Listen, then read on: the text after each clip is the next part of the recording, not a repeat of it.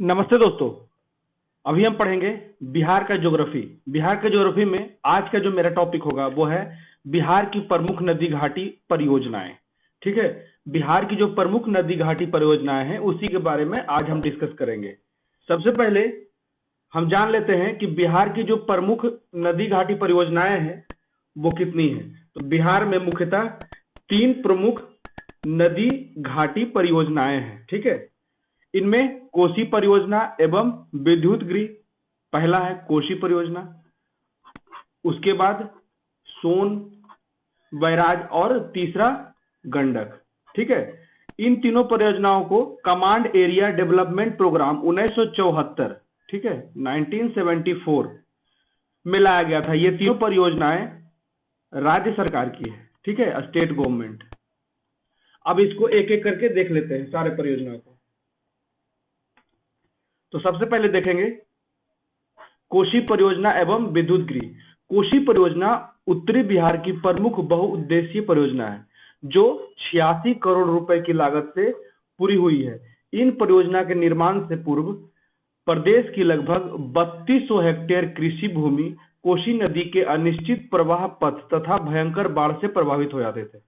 मतलब कि इस परियोजना के बाद से ये 3200 हेक्टेयर जो कृषि भूमि है उसको बचाए रखने में हम सफल हुए। कोसी परियोजना की स्थापना 1953 में की गई थी। इस परियोजना के लिए नेपाल और भारत के बीच अप्रैल 1954 में आपसी सहमति हुई। 1965 में ही यह परियोजना बनकर तैयार हुई। 1966 में इसमें कुछ संशोधन किया गया। इस परियोजना के अंतर्गत हनुमान नगर बांध, पुश्ते बांध बनाए गए। कोसी परियोजना से पूर्वी कोसी नहर, पश्चिमी कोसी नहर, राजपुर नहर बनाई गई। इस योजना से 3.14 लाख हेक्टेयर भूमि की सिंचाई संभव है।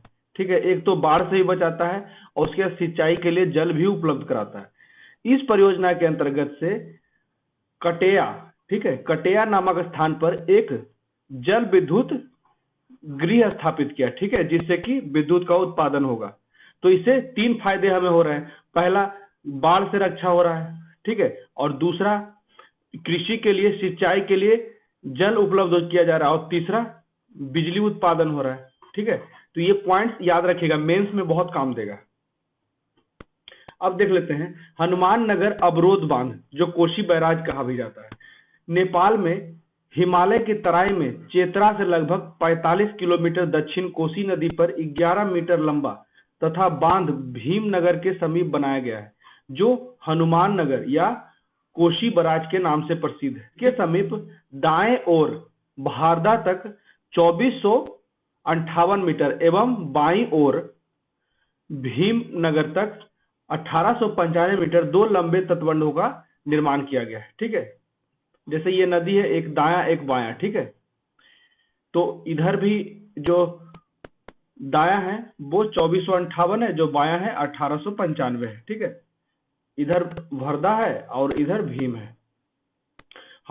हनुमान नगर के अवरोध बांध के दोनों किनारों पर जल निस्सरण हेतु ऐसे संयंत्रों की व्यवस्था की गई है जिससे दाएं किनारे पर जल का अधिकतम प्रवाह 11.9 किलो लीटर तथा बाएं किनारे पर 28.9 हजार किलो लीटर प्रति मिनट होता है। ठीक है, अब देख लेते हैं बाढ़ तटबंध क्या होते हैं। हनुमान नगर और अधिक बांध से दोनों ओर बिहार के मैदानी क्षेत्र में नदी के समानांतर मिट्टी का तटबंध कोसी के निरंतर परिवर्तित मार्ग को स्थिर रखने के लिए निर्मित किया गया है। जो बाढ़ तटबंध बनाया गया है वो कोसी के निरंतर मार्ग परिवर्तन की स्थिति को रोकने के लिए किया गया है।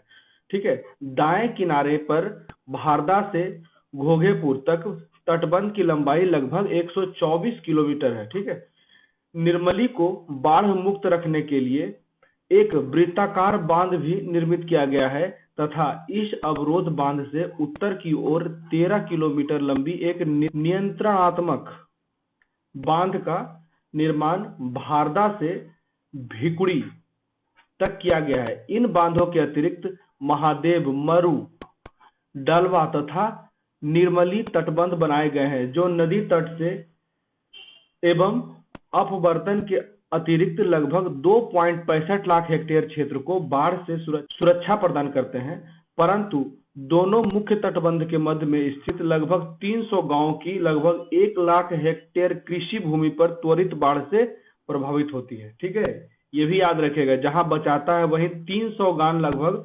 इससे प्रभावित रहती है इस बाढ़ से, खास के ये जो तटबंध बनाया गया है इसके कारण से। अब देख लेते हैं नहरों की व्यवस्था। ठीक है, कोसी नदी के पूर्व तथा पश्चिमी किनारों पर नहरों का निर्माण कर बिहार के सहरसा, सुपौल, पूर्णिया, अररिया, कटिहार, दरभंगा, मधुबनी तथा खगड़िया होना चाहिए, एवं नेपाल के सप्तरी जिले की लगभग 26 लाख हेक्टेयर भूमि को सिंचाई की सुविधा प्रदान की जा रही है। ठीक है, नहर की व्यवस्था से इतने क्षेत्रों को सिंचाई की सुविधा प्रदान की जा रही है। कोसी परियोजना की नहरों को 3 प्रधान वर्गों में विभाजित किया जाता है, जिसमें पूर्वी कोसी नहर क्रम है, पश्चिमी कोसी नहर क्रम है और राजपुर नहर क्रम है। ठीक है, तो पूर्वी कोसी जो नहर क्रम है वो है हनुमान नगर अवरोधक बांध को बाएं किनारे से निकाली जाने वाली पूर्वी कोसी नहर क्रम के नाम से जानी जाती है, जो पूर्णिया, अररिया, सुपौल तथा सहरसा जिले की 5.59 कृषि भूमि को सिंचित करती है। ठीक है, यह है पूर्वी नहर क्रम। पूर्वी नहर क्रम की कुल लंबाई 43.5 किलोमीटर है, पर अपनी शाखाएं जैसे मुरलीगंज, जानकी नगर, पूर्णिया, अन्य दूसरी प्रशाखाओं सहित इसकी कुल लंबाई जो होती है 3038 किलोमीटर हो जाती है। ठीक है, पूर्वी कोसी नहर जो है नहर क्रम के अंतर्गत फुलकाहा वितरिका शाखा शामिल है, जो मुख्य रूप से पूर्वी नहर तथा बिहार नेपाल सीमा के बीच पहले लगभग 1200 हेक्टेयर भूमि को सिंचित करती है। ठीक है, अब ये देख लीजिए कोसी नदी घाटी परियोजना का ये फिगर है, इसमें डिनोट किया गया है जो नहरें हैं वो इस तरह से है। ठीक है, और जो नदियां हैं इस तरह से है,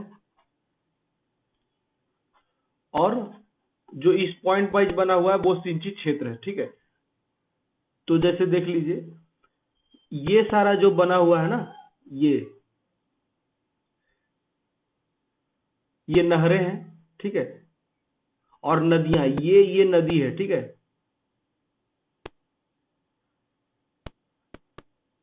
और सिंचित क्षेत्र मतलब कि ये सारा क्षेत्र सिंचित क्षेत्र ही है, जहां मैक्सिमम जगह पॉइंट है ही।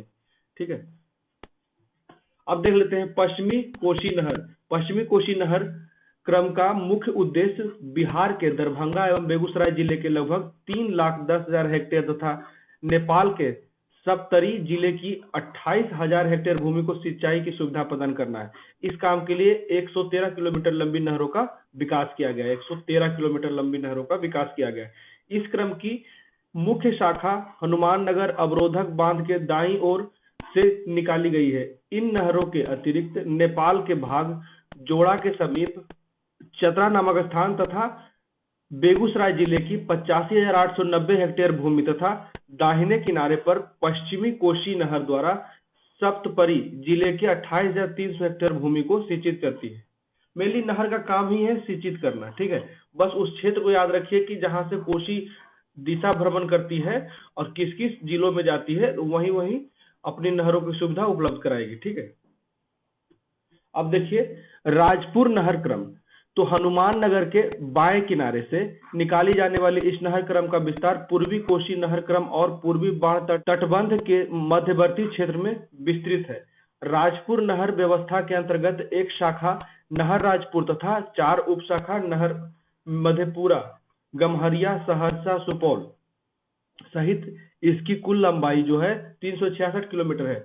इस नहर व्यवस्था से तटबंध निर्माण के फलस्वरूप सहरसा तथा बेगूसराय जिले की बाढ़ से मुक्ति लगभग 4 लाख हेक्टेयर भूमि को सिंचाई की सुविधा प्रदान करती है। तो सिंचाई तथा बाढ़ नियंत्रण की सुविधाओं के अतिरिक्त बाढ़ के समीप कटिया नामक स्थान पर 20,000 किलोवाट क्षमता वाले जल विद्युत गृह का निर्माण किया गया है। ये याद रखिए, कटिया नामक स्थान जल विद्युत के लिए बहुत महत्वपूर्ण है। इस विधि में 5-5 हजार किलोवाट बिजली उत्पादन करने वाले 4 यूनिट दिए गए हैं, 4 इकाई बनाए गए हैं। ठीक है, इसी से 20,000 किलोवाट की क्षमता का बिजली उत्पादन करने में हम सक्षम होते हैं। अब देख लेते हैं सोन परियोजना, वो कोसी परियोजना था, अब ये सोन परियोजना है। सोन नदी विंध्याचल पहाड़ी के उत्तर पूर्वी डाल से गुजरते हुए बिहार में प्रवेश करती है। डाल या शाखा लिख सकते हैं, ठीक है। बिहार में डेहरी के समीप इसका क्षेत्र लगभग 26,608 वर्ग मील है। इस नदी पर 1968 से 74, इस नदी का जो निर्माण हुआ है सोन परियोजना का, वो 1968 से 74, कोसी का जो था वो 1954 के समय हुआ था।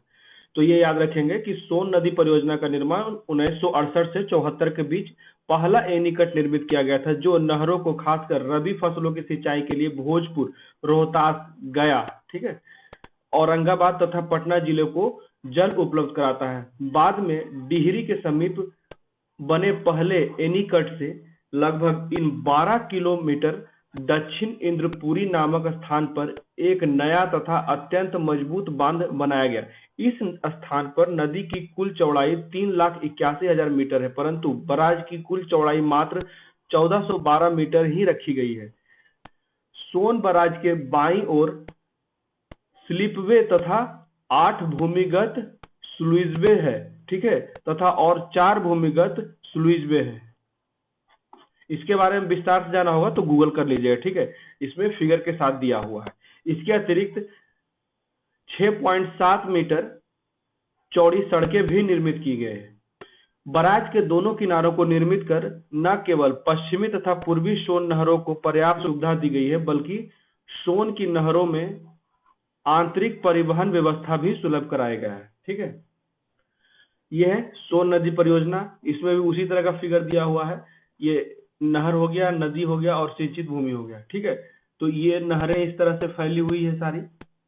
सोन बराज यहाँ पे है, यहाँ से कैसे बाईं ओर और दाईं ओर दोनों ओर कैसे कैसे इसका विस्तारण हुआ है, ये इस मैप में दिया हुआ है, ठीक है। अब देख लेते हैं गंडक परियोजना। गंडक परियोजना भारत और नेपाल सरकार की संयुक्त योजना है, ठीक है। गंडक योजना के लिए भारत तथा नेपाल के बीच दिसंबर 1959, अब ये याद रखिएगा 1959, एक था 1954 कोशी, ठीक है, 1974 सोन और 1959 गंडक में समझौता हुआ, परंतु इस संदर्भ में 1960 में कार्य प्रारंभ किया गया। गंडक योजना यद्यपि बिहार में स्थापित है, परंतु इससे बिहार के अतिरिक्त उत्तर प्रदेश तथा नेपाल में भी लाभ होती है। इस योजना के अंतर्गत बिहार के भौसलौटन नामक स्थान में गंडक नदी पर भारत नेपाल सीमा के समीप सड़क पुल के साथ 837.8 मीटर लंबा बराज बनाया गया। इसका लगभग आधा भाग बिहार में तथा आधा भाग नेपाल में पड़ता है, ठीक है। इस बराज का जो अभी बराज बनाया गया वो आधा भाग बिहार में, आधा नेपाल में। तो बराज के दोनों किनारों से 2 मुख्य नहरें अर्थात पश्चिम तथा पूर्व ने 1972-73 में खोदी गई। इन दोनों नहरों द्वारा सम्मिलित रूप से भारत तथा नेपाल की कुल 14.8 लाख हेक्टेयर भूमि की सिंचाई की जाती है। और ये है गंडक नदी परियोजना का फिगर, ठीक है। तो यहाँ है गंडक नदी, इसी का फिर दाईं और बाईं ओर कैसे जाता है, और यहाँ इस क्षेत्र में भारत और नेपाल का जो सीमा है, बिहार और नेपाल का, ये बराज दोनों उसी तरह से किया गया है, ठीक है। ये देखते हैं, इसमें देख लेते हैं।